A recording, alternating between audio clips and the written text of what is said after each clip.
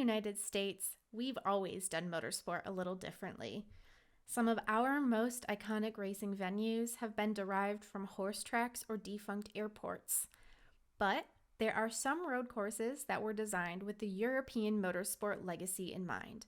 Tracks like Watkins Glen and Road America ripple through undulating tree-lined hillsides in an attempt to echo continental classics like the Nürburgring or Spa-Francorchamps. But there are some significant differences between our road courses and those of classic European fame. Ours are much shorter, and while they share names with their street circuit ancestors, the actual modern tracks were rebuilt far away from the tracks that initially carried their name. But why? Why suddenly did these sprawling town center tracks all pick up stakes and move to purpose-built courses somewhere else?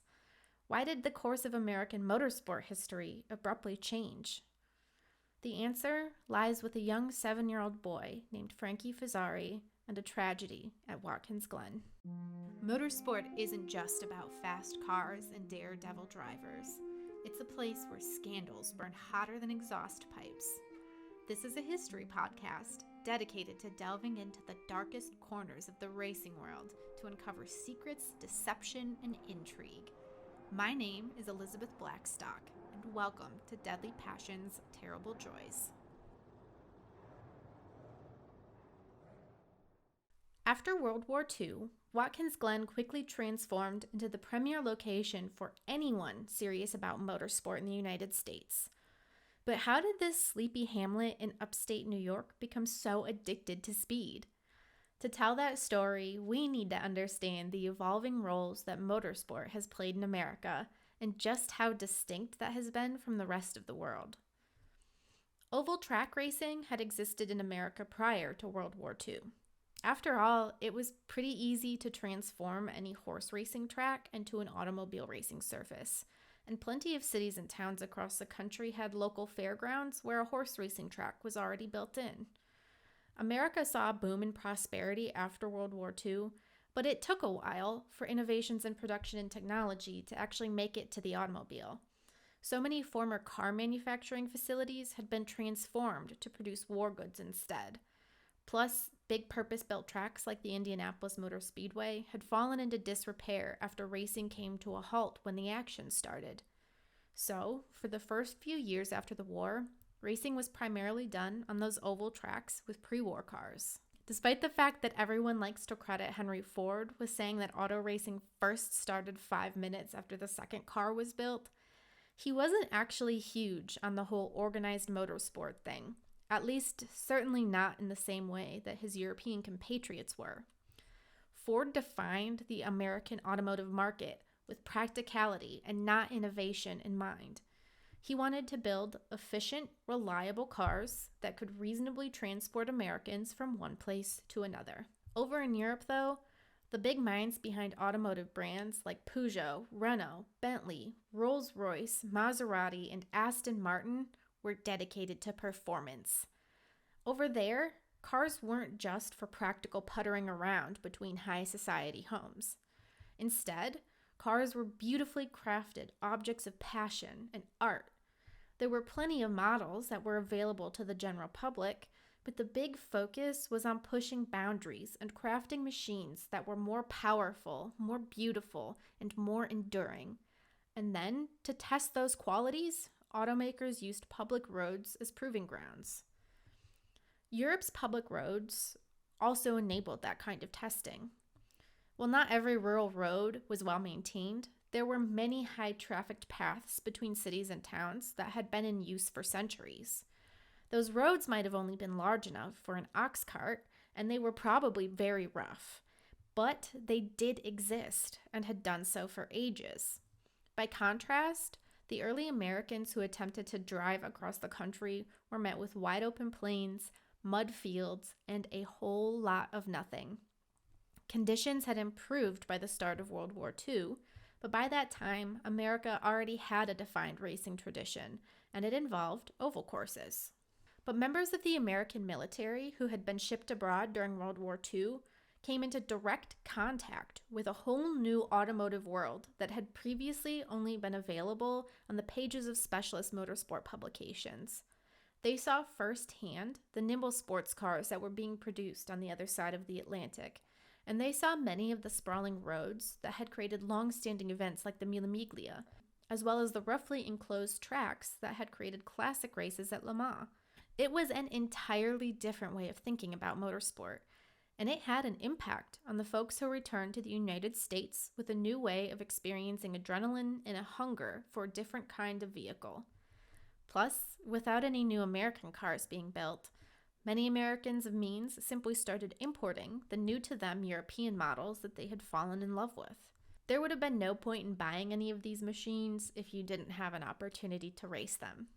So, organizations like the Sports Car Club of America, also called the SCCA, stepped in to help sanction meets and races and to develop a new road racing scene here in the United States.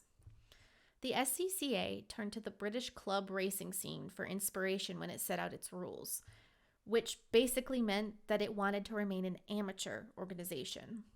Any driver who joined the SCCA essentially agreed that he would not accept any kind of compensation for competing in any event, be that prize money, wages, or even snacks from local companies.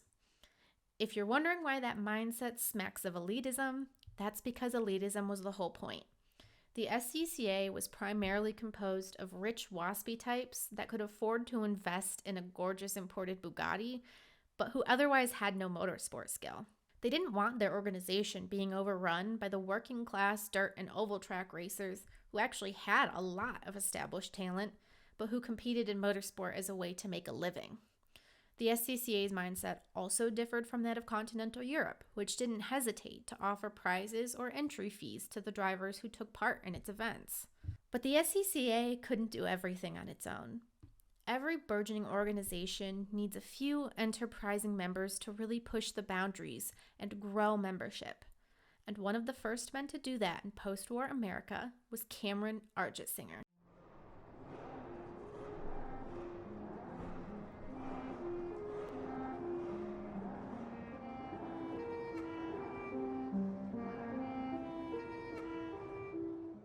So, tell me the last time you saw some very good motorsport merch and thought to yourself, oof, that looks good. When is the last time you actually got hyped about a merch launch that didn't come straight from a Daniel Ricciardo or a Pato Award or one of your favorite teams? Can you even remember? I can. Last Friday, a little shop in Speedway, Indiana called Homefield Apparel launched its first ever motorsport collection, a vintage-style drop celebrating NASCAR's Hendrick legends like Jimmy Johnson, Jeff Gordon, and Tim Richmond. Do you want a sick Folgers hat just like Tim Richmond? Homefield has one. Do you want Jeff Gordon's Rainbow Warrior jacket? Homefield's got that too. Do you want a retro-looking 7-time t-shirt? You can definitely get it at Homefield. I am so proud that Homefield and I have partnered for the 2024 season. The Hendrick collection is only the first of 4 motorsport-themed collections that they'll be launching this year, and I promise you do not want to miss what's coming up next.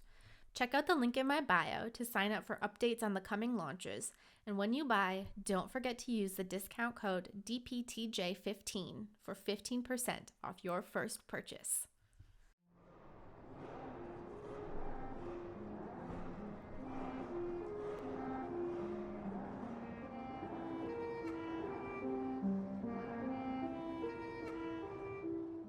Cameron Argetsinger wasn't born and raised in upstate New York, but his ties to Schuyler County ran deep. Born in Youngstown, Ohio, on March 1, 1921, Argetsinger spent his summers at a family lake house in Watkins Glen, a quiet little town tucked into the Finger Lakes region of upstate New York. Argetsinger's father was a corporate lawyer for Youngstown Steel and Tubing, so the family never lacked for the fineries in life. And for a young Cameron, that involved a lot of automobiles. The Argetsinger family was always equipped with the latest Packards, and as a teenager, Cameron devoured the sporting magazines that reported on the massive successes of German marques like Mercedes-Benz and Auto Union at New York's Vanderbilt Cup. When he received his very own Packard 180 Darren Victoria for his 18th birthday, it was only natural that he took the convertible to Watkins Glen to try setting personal speed records through the streets he'd grown up on. In 1941, he got married, spent a few years in the war, and then returned home to earn a law degree from Cornell University. Argetsinger first got involved at the SCCA while trying to buy a Duesenberg from one of its members, but because the Duesenberg didn't count as a proper sports car, Argetsinger was confined to being only a subscribing member rather than a participating one. But that did not stop him from dreaming big. See, young Cameron had fallen in love with the idea of organizing and hosting a European-style race right in the middle of his favorite town, Watkins Glen. According to Philippe Defechereaux, the writer of Watkins Glen, The Street Years, Argetsinger said, "I was truly thinking of bringing all of the great European teams and champions, and to see Watkins Glen become the first American site to stage major European-style international road races annually." As Argetsinger saw it, the challenging roads that carved through the small, hilly village were the perfect place to stage America's version of, say, the German Grand Prix held at the Nürburgring.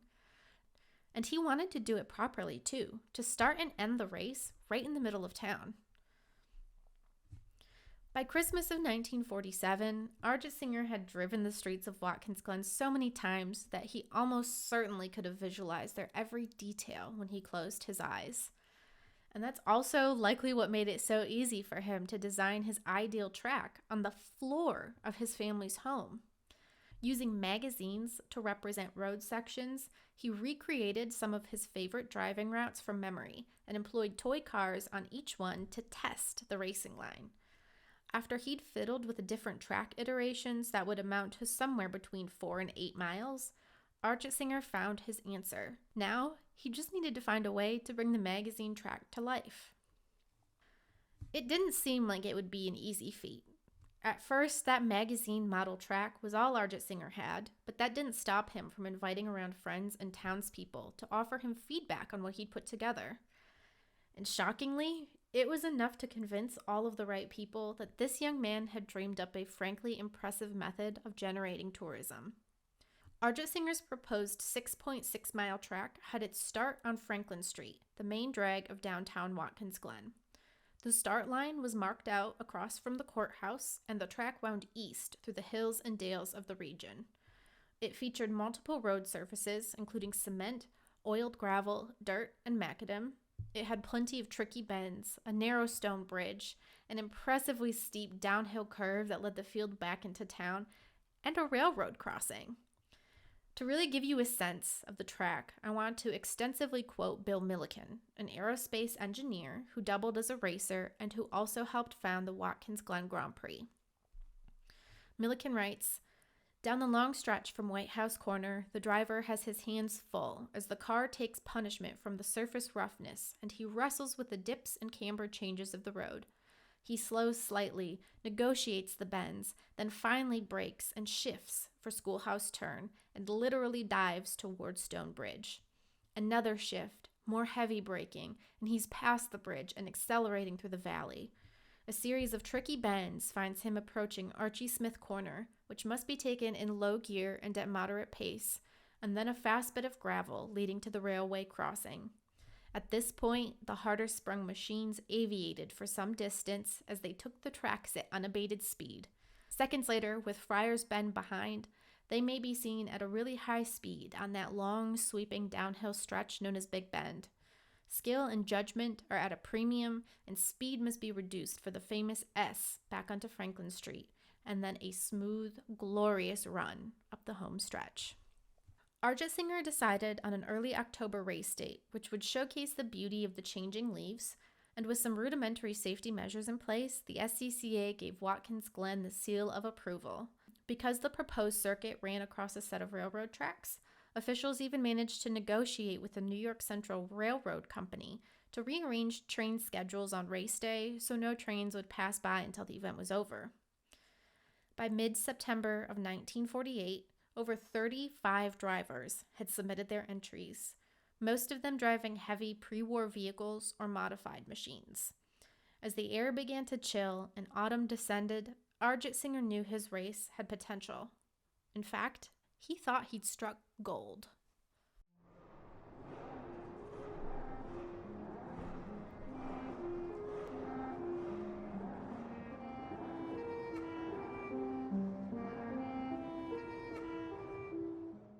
October 2nd, 1948, race day for the inaugural Watkins Glen Grand Prix.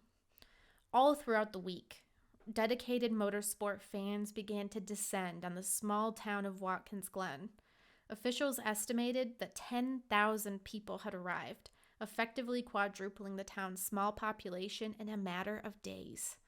Local police and firefighters woke early to keep order during the pre-race concours car show, and soon after, chapters of the Boy Scouts and American Legion arrived to help. In order to prevent any undue stress on the town, Watkins Glen requested that all racing activities be confined to a single day. First came the concours, which was followed by a brief 4-lap junior prix for small displacement engine cars.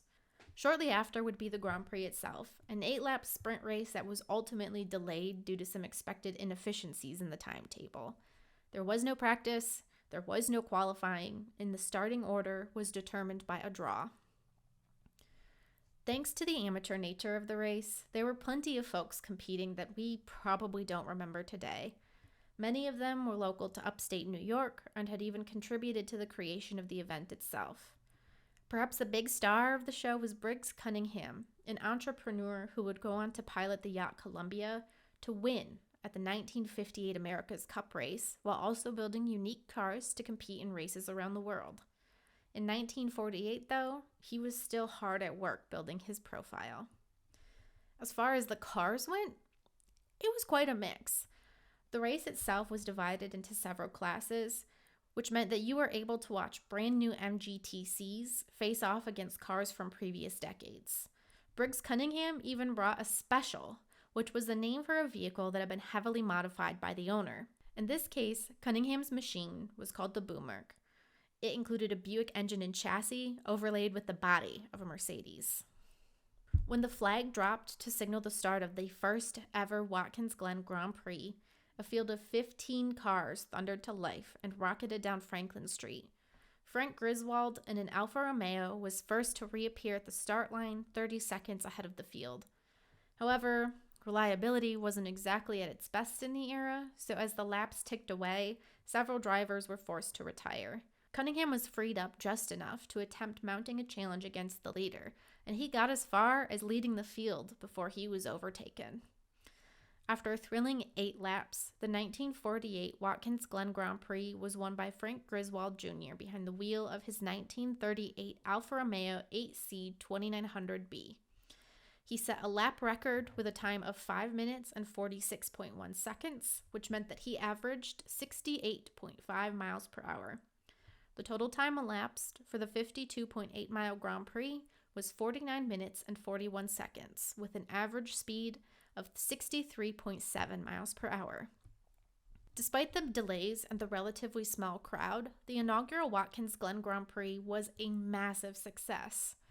The drivers gushed about how it was the finest event they'd ever contested, and fans had been delighted by the novelty. The Watkins Glen Grand Prix organization decided almost immediately that it would stage another race the following year. It may not have been a spectacle that could compete with the hours-long endurance events of Europe, but it was an extremely promising start for what was a seemingly unheard-of racing discipline in America. It also had a lot of ripple effects. Briggs Cunningham was inspired enough to decide that he'd start building his own cars to enter European races. The SCCA had established its first marquee event in North America and was so bolstered by the success that it immediately began exploring options for future events throughout the United States. But that was still to come in the future, and we'll get there in a moment. For now, let's focus on the evolution of the Watkins Glen Grand Prix over the next few years, because the expansion was absolutely mind-blowing. In fact, race organizers almost immediately began the process of planning for the 1949 running as soon as the checkered flag flew in 1948. Everyone knew the event had been successful, and with more time at their disposal, they knew they could craft something exceptional. That meant that there were a few changes, the largest of which was a move of the race date. While the weather had been pretty much perfect in 1948, organizers didn't want to risk the unpredictability of New York's autumn. So, the race date was shifted 2 weeks earlier to mid-September. Next, the junior event was renamed the Seneca Cup, and the Grand Prix itself was lengthened from 8 to 15 laps in an attempt to get a little closer to approximating the distance of a European race. That length meant that drivers would have to pit once during the event, where they'd be topped up with a mandatory gallon of fuel. Finally, the Grand Prix classes were tweaked so that their engine displacement ranges more actively mimicked those of international racing. As a result of the previous year's successes, the grid for the 1949 running of the Grand Prix practically doubled, and the field grew to accommodate a much wider range of European vehicles. Crowds also increased dramatically, with some sources claiming that 5,000 more spectators had descended on the small town of Watkins Glen than the year prior, for a total of 15,000 viewers scattered around the track. A more diverse field of more powerful vehicles meant that the lap record dropped from 5 minutes and 46.1 seconds to 5 minutes and 12.2 seconds, making for an average speed of 75.38 miles per hour. That second Watkins Glen Grand Prix had pretty much been perfect. More cars in the field also meant that more American specials were doing battle with the sophisticated machinery of Europe, just as Cameron Argesinger had hoped. More and more SCCA-sanctioned races were popping up across America, and several SCCA members had decided to head over to Europe in 1950 to see what they could accomplish overseas. And 1950 was a massive year for motorsport. It marked the first ever season of Formula One, a series of regulations dictating a handful of Grand Prix races that would ultimately crown a world champion at the end of the season.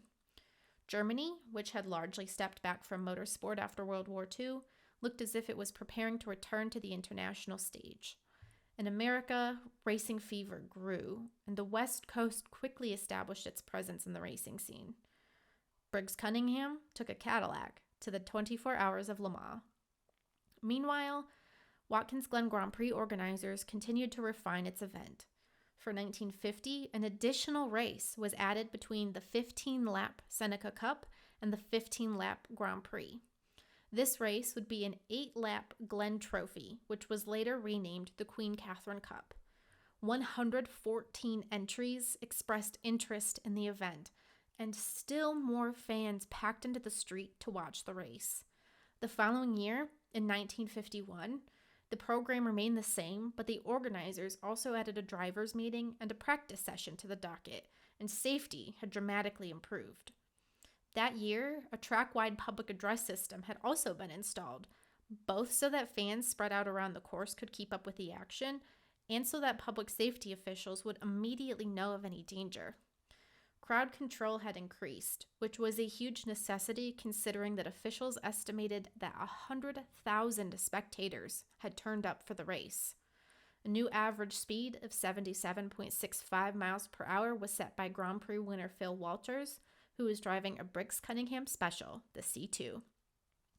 The Watkins Glen Grand Prix was quickly becoming a staple in the American racing calendar, and hopes were high for the 1952 running.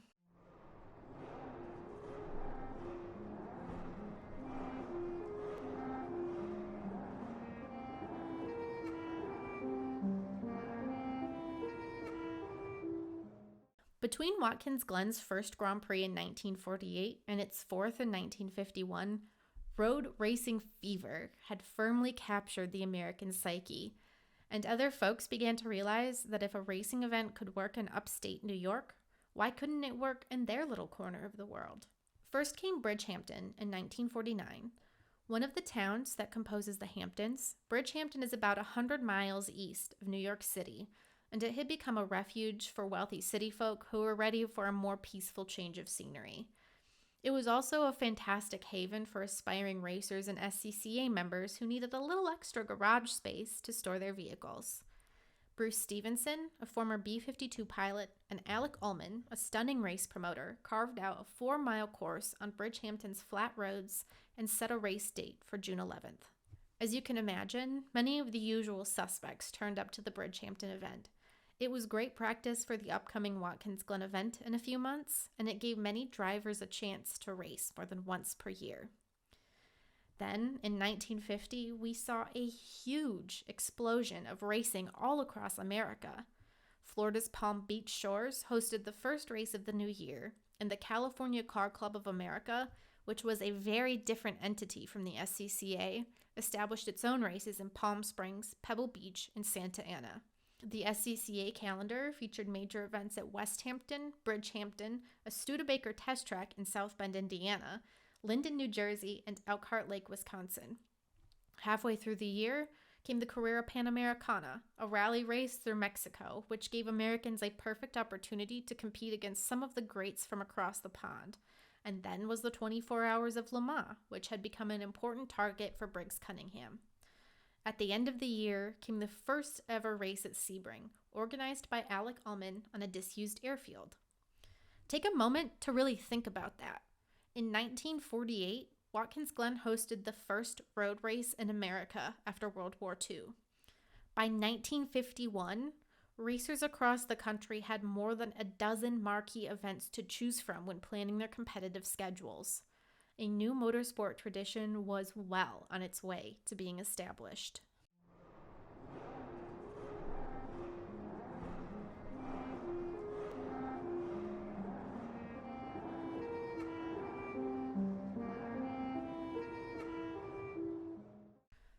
Despite the heady successes of the Watkins Glen Grand Prix weekends and the reverberations they'd had throughout America, not everything had been perfect. In fact, as the event approached its 5th year, organizers had their hands full. First and foremost, the unprecedented success of the event meant that no matter how well the town prepared for the race, it was always caught off guard when fans rolled in.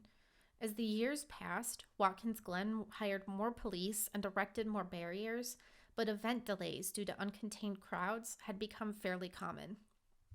Then, in 1950, a tragedy struck. Sam Collier had become one of the most important personnel in the American racing world. He and his brother Miles had joined Briggs Cunningham at Le Mans, and he had helped found the Automobile Racing Club of America, which would ultimately join forces with the SCCA. He hadn't quite found luck at Watkins Glen, and as he was leading the Grand Prix in 1950, the tires of his Ferrari 166 SC lost their grip on a long straight by the railroad bridge. Unable to make the turn at the end of the straight, Collier veered onto the gravel and tried to save his machine, but it wasn't to be. The Ferrari skittered sharply across the road and launched into a grassy meadow. Bill Milliken, who was closely following Collier at the time, reported what he saw. "This was only the second lap, and I was trying to regain the lead. We all loved racing for the camaraderie, but being a competitive bunch, we were also driving to win. Knowing that there was gravel over the apex of that wide corner, I stayed more on the outside than Sam. The next thing I experienced was a sharp ding of a small boulder landing in my cockpit. Then I saw the Ferrari get into a slide and catapult end over end in the green meadow. Now focusing on the next turn and approaching the Stonebridge section, I suddenly and joyfully realized that I was in the lead. After my harmless rollover on the hard asphalt of 4th Street 2 years before, I was not overly worried about Sam. The open meadow seemed such a cushy landing spot." Seat belts and helmets were mandatory safety equipment for all racers at the Glen, and Collier should have been able to walk away from that accident unscathed. Instead, his seatbelt anchor had broken almost as soon as he left the road. Collier was thrown from his car, still alive but completely motionless. He died almost as soon as he entered the hospital. The Watkins Glen Grand Prix continued on, seeing another spectacular flip, albeit without the fatal consequences.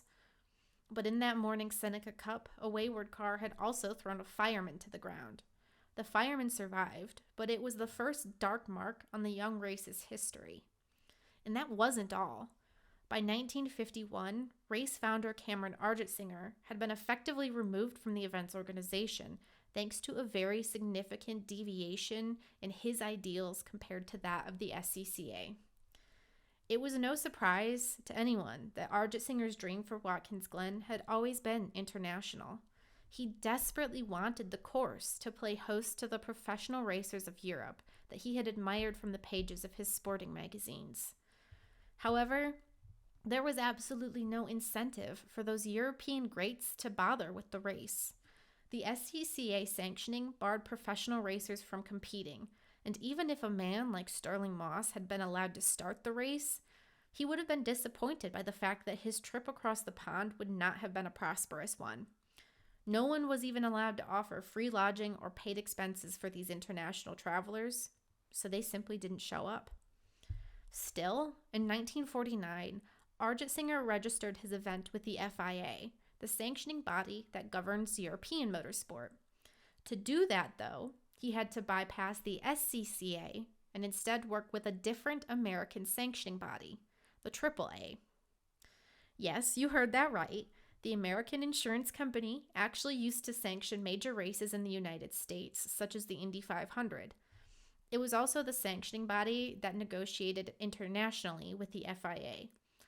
But the SCCA was not pleased to discover that Argetsinger had been consulting with a different sanctioning body, even though he had intentionally designed the running of the Grand Prix to conform to international standards. A very nasty public battle raged between the isolationists and the internationalists via letters published in different motorsport newspapers, and the ultimate result saw Argetsinger completely removed from the Watkins Glen Grand Prix organization. Even further, drivers like John Fitch and Phil Walters began to warn organizers about the potential dangers that the event could pose. In 1951, even more speed records were broken thanks to the rapid development of racing technology, but it had become very clear that all was not well. Fitch and Walters had international racing experience, and they were as close to professional as you could get while still being members of the SCCA. And they knew that the SCCA was simply not equipped to deal with the rapid development that they were seeing. They also knew that crowd control left a lot to be desired. They warned the SCCA that it was underestimating both the spectator situation and the power situation, and if those two problems were to collide, it would have disastrous consequences. But the amateur-only format had been working for the SCCA. Why change something that had been, year over year, so promising?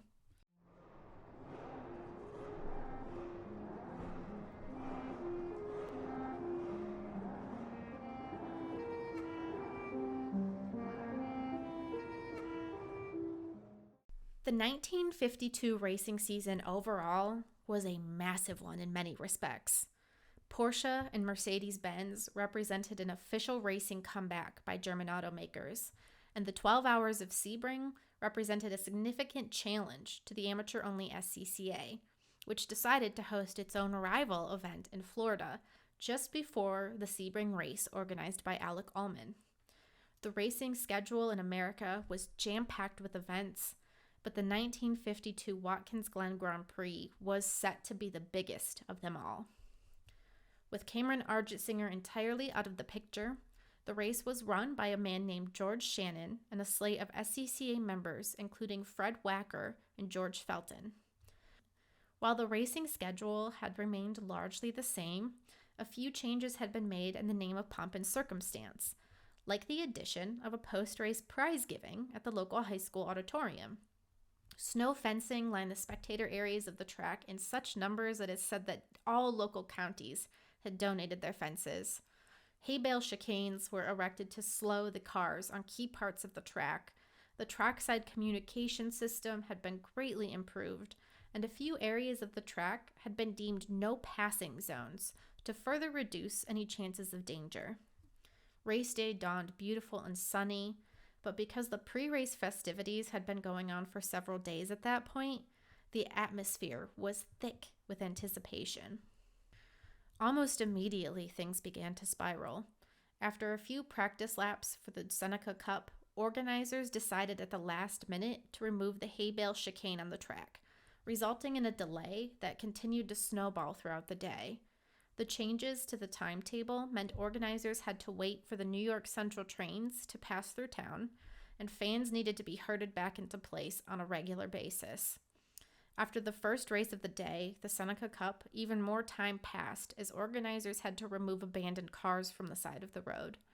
The Queen Catherine Cup, the second race of the day, had only just ended at 3:30 p.m. when the Grand Prix was scheduled to start. As cars lined up for the final race of the day, a reporter from Sports Car magazine reported that spectator tension was almost uncontrollable.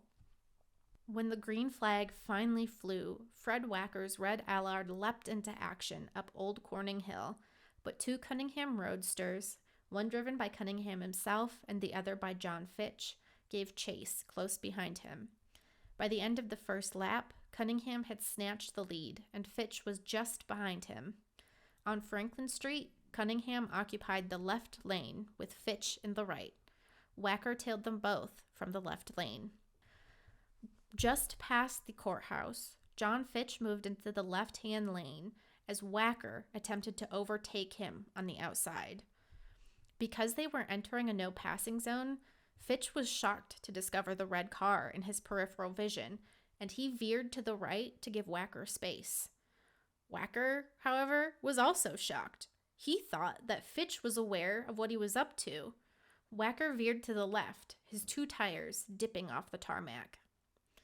Just ahead of them was a cramped spectator area. Fans had gathered 10 people deep in front of the souvenir shop with nothing but a rope separating them from the action. Women in camping chairs and children pressed against that rope, pushing it ever so slightly further into the road. Wacker, speeding along at over 80 miles per hour, knew that he wouldn't be able to make any sharp maneuvers to pull his Allard back onto the racing line. As he eased his car into position, he felt a slight thump on his rear fender. It was only as he passed John Fitch, who had slowed his car to peer behind him, that Wacker understood what had happened. As he glanced back, he spotted a thin trail of smoke rising from the utility pole in front of the souvenir shop. The crowd was in shambles. Bodies lay on the ground, surrounded by blood, crushed sandwiches, and broken glass. Something terrible had happened. To describe the situation, I want to directly quote 2 paragraphs from Philippe Defechereaux' book, Watkins Glen the Street Years, because I don't know that I'll do it the same amount of justice he's done. Defechereaux writes, "The Allard's rear fenders were not cycle fenders as those in the front. Rather, they were a rounded affair, arching over the wheel and down, ending about a foot above the ground as they became an integral part of the car's short, curvaceous tail. They had a rounded edge where the fender's lowest curve turned sharply inside to form the rear hemline of the racer. The 1 foot height of that edge corresponds to slightly above mid-calf for an average adult leg and about face level for a squatting young child. That is exactly the part that scythed through the front row of spectators for about 30 feet in front of the souvenir shop. In the split second it took the Allard to pass by, it seriously injured 12 people and killed Frank Fazzary. The 7-year-old had his skull crushed by the wheel's winged knockoff hubcap. His father, half conscious, and his brother, stunned and in pain, lay on the sidewalk, both with broken legs." The Fazzary family were not the only ones injured that day. Several other spectators had suffered broken legs, while countless more could do nothing but look on in a state of shock. Increased safety measures had not been able to prevent the accident, but within 2 seconds of its happening, the steward closest to the action lifted a red flag, and seconds later, the race had ended. Moments after the car skimmed the crowd, policemen and army guards rushed to the scene to help. Ambulances flooded in. The loudspeakers fell silent, and fans scattered around the track were left to wonder what had happened. The world of American motorsport was about to change forever, but for the Fazzary family, their world ended in the 1952 Watkins Glen Grand Prix.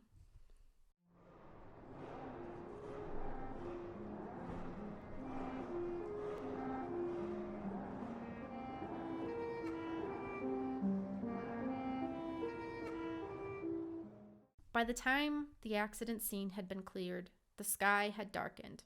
There was no choice left but to cancel the remainder of the 1952 Watkins Glen Grand Prix.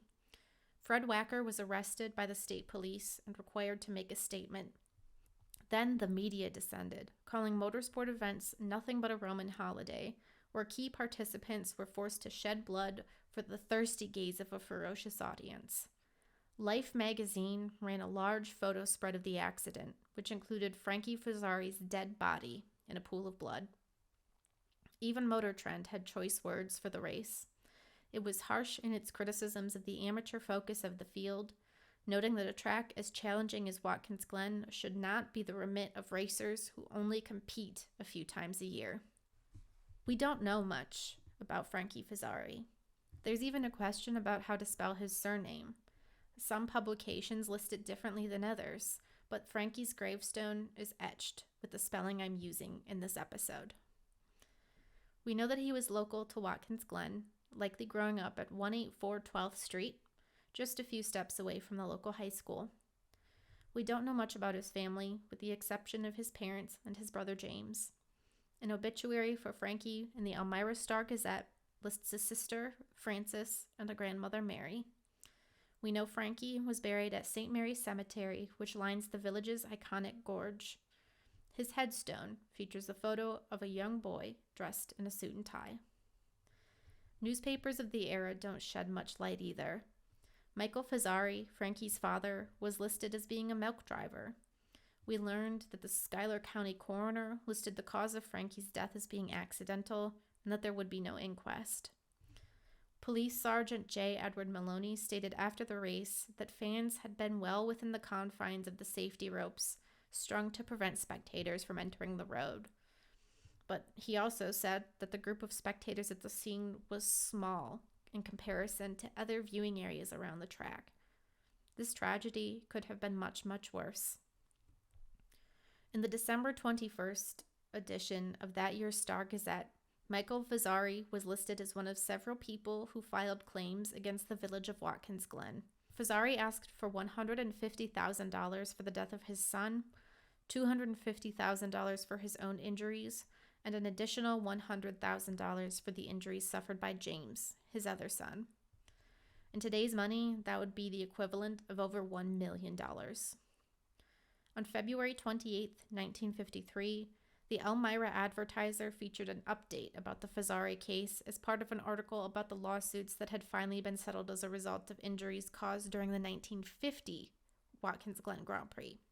There was no news about how the case was proceeding in court, but the author noted that the Grand Prix Race Board's plans for 1953 were stymied by the fact that the event would not be insured unless safety changes were made. In 1954, the suit was finally settled out of court.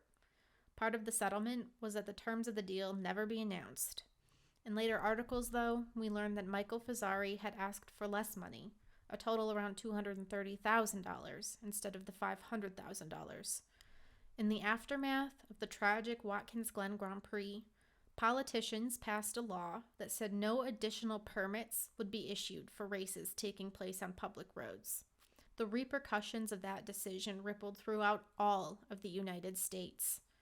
Politicians in the rest of the country soon either banned road racing outright or found loopholes to do so, such as what New York had done by refusing to renew permits for organizations to close public roads for racing events. Insurance companies refused to cover racing events or racing drivers. Even if the Watkins Glen Grand Prix organization had wanted to stage another race, it would have been prevented from doing so right at the very start. Unfortunately, that also meant other tracks, like Elkhart Lake, were also forced to call it quits. Road racing on actual public roads in America was dead. But in the aftermath, motorsport fans rallied together. They weren't quite ready to relinquish this sport that they had grown to love. In the towns where those road races had taken place, Grand Prix organizations changed their goals. They began to raise money to build permanent tracks, ones that could be designed with ample safety measures in mind. Spectators would be kept well away from the action, and organizers could actually charge entry fees to attendees, since they would no longer be able to simply gather on the side of a public road. But there was another type of venue that saw its profile raised in the wake of the road race bans.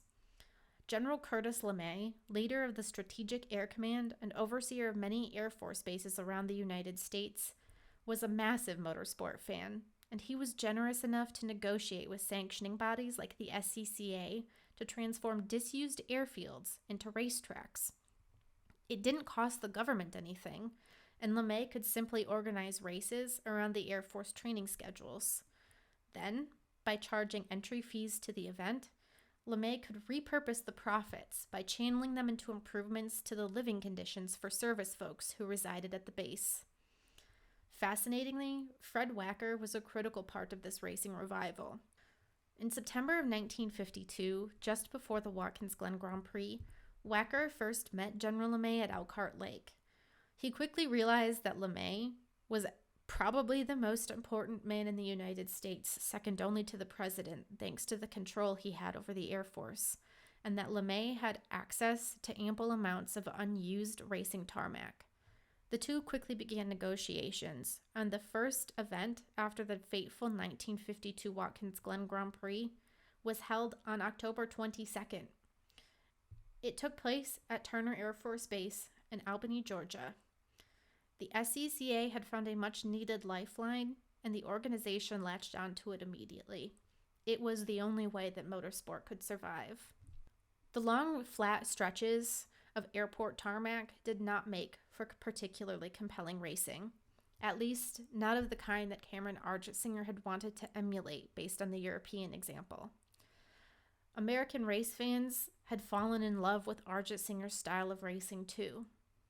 Thankfully, when LeMay was forced to stop lending taxpayer-financed public land to a private club in 1954, replacement circuits had been built.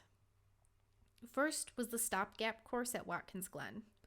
Organizers selected a hilly section of the town of Dix and quickly began to set about paving rough dirt roads to create a permanent course. Financing began on July 15, 1953, with the racetrack's debut ambitiously scheduled for that same September. The SCCA was completely unconvinced that an appropriate track could be built in time, and it refused to sanction the event. I think the best way to put this is by quoting Henry Vaillant, a journalist. Thus, with fixed determination, when confronted with an outlawed circuit and being vehemently denounced by the opponents of road racing, and having lost the goodwill and guidance of the State Department of Public Works and the state police, and being told by the SCCA that they wouldn't sanction the race on another circuit, and there being only 40 working days to construct a new 4.6-mile circuit, and with no money, the community proceeded to plan for the 1953 Grand Prix. And on September 17th, the day before the track opened, they had done it. Over 100 entries signed up for the race, and fans flooded into the freshly erected grandstands. Snow fences lined the track to prevent spectators from getting too close, and a control tower served as race headquarters. All things considered, the event was a success, and the SCCA decided to sanction the race the subsequent year. There was just one problem. The drivers hated it. They hated the revised Watkins Glen track. Organizers had not built in enough escape routes, and there were plenty of concerning blind corners thanks to the hilly nature of the track. After the 1954 event, it was clear that the course would either need to be significantly altered or a new one needed to be built altogether. Then things got even more challenging. The SCCA began to demand hefty sanctioning fees, so the Watkins Glen Grand Prix Corporation decided to forego sanctioning and do the heavy lifting themselves. It bought 550 acres of land to build a brand new track, then scheduled the first race for mid-September in 1956 and set to work, only for an unusually rainy year to delay that work. The track had only been paved the day before practice, and without the required time to cure, the track surface began to break up, and the SCCA warned drivers not to race. Nevertheless, the event went ahead, and to everyone's surprise, it was almost perfect. By 1958, Watkins Glen Grand Prix founder Cameron Argetsinger was back in action and was so bolstered by his event's success and the proud state of the new track that he began to solicit international attention. Formula One had tried hosting ill-fated Grand Prix at both Sebring and Riverside before it decided to give Watkins Glen a try in 1961. The upstate New York racetrack served as host of the United States Grand Prix until 1980.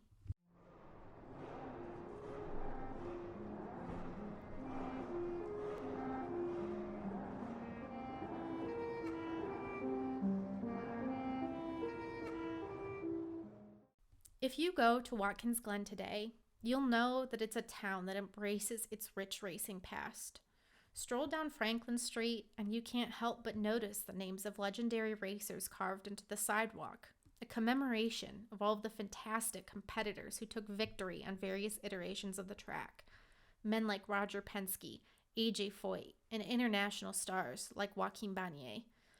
The town hosts the International Motor Racing Research Center, which houses a massive collection of books, magazines, films, cars, and more that chart the birth and evolution of motorsport here in America. Head into any one of the several antique shops in town, and you're sure to find treasures like old race programs or ticket stubs. In almost every store, you can find a free pamphlet that tells you how to drive the old course. There are memorials for the race's founder, Cameron Arget-Singer, one that commemorates Sam Collier and his death, and one that commemorates the fact that Watkins Glen hosted the first road race after World War II. In fact, the starting line is still painted on the sidewalk. And yet, for a town that prides itself on its respect of the past, there is very little recognition for young Frankie Fazzary. There are no plaques or monuments or quiet moments set aside to remember the 7-year-old's tragic death. It was an accident, yes, but it was one that irrevocably changed the course of motorsport history in the United States, and it was one that shook a small town to its core. Instead, Fazzary is something of a footnote. I have a library chock full of motorsport literature, but I have noticed that it is rare for me to encounter an honest mention of the death that changed American racing. In many books I've read about Watkins Glen, I've seen Fazzary's death recorded in a number of ways. I've seen it listed as nothing but a spectator death, which gave little credence to the fact that a child was involved. I've seen his death entirely passed over, as some historical records simply claim that Watkins Glen needed to find a closed course home due to general danger and an inability to charge for tickets. Sometimes there isn't even a mention of why the public road track needed to become a permanent facility. It's like it just happened, spontaneously, out of nowhere. That has a snowball effect. If we've forgotten why Watkins Glen had to change circuits, then we've also likely forgotten why Elkhart Lake became Road America. It means we probably don't remember why events on private land or decommissioned air bases were so popular, namely that it was a lot easier to control crowds and implement rudimentary safety measures when you could build your track out on a wide, flat swath of land. We also probably don't remember that there was a period of time where road racing almost died in America. As a result, we can also forget that rather than dying, American motorsport transformed. Before Watkins Glen, only 2 road courses existed in America.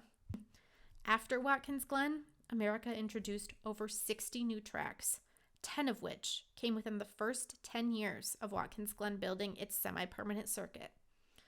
We forget so much of what makes racing in the United States such an outlier on the world stage. We forget what makes it special.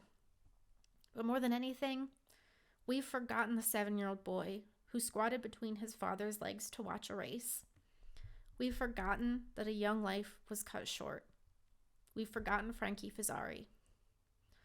The next time you tune in to a race on a permanent American road course, I hope you'll take a moment to remember Frankie Fazzary, to honor the memory of someone so critical to the sport that we know and love, and who was ripped from the arms of his loving family far too soon.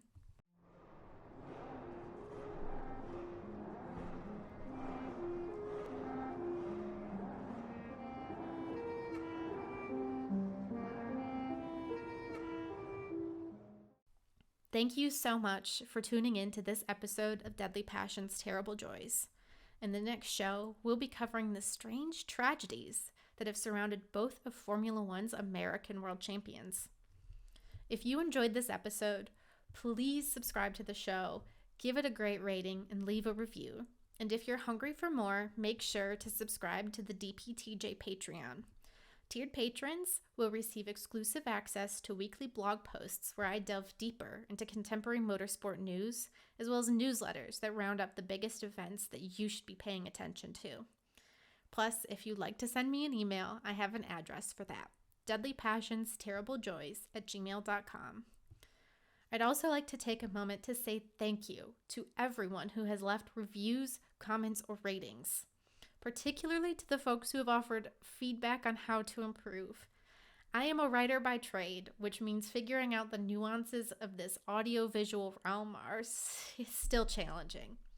Every little bit of expertise and advice helps out to make the next episode even stronger. Plus, don't forget to check out Home Field Apparel.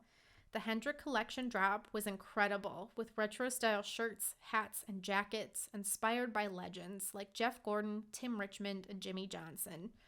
The next few drops will be open wheel themed, so if that's more your jam, make sure you're signed up at the link in my bio, and don't forget to use code DPTJ15 for 15% off your first purchase.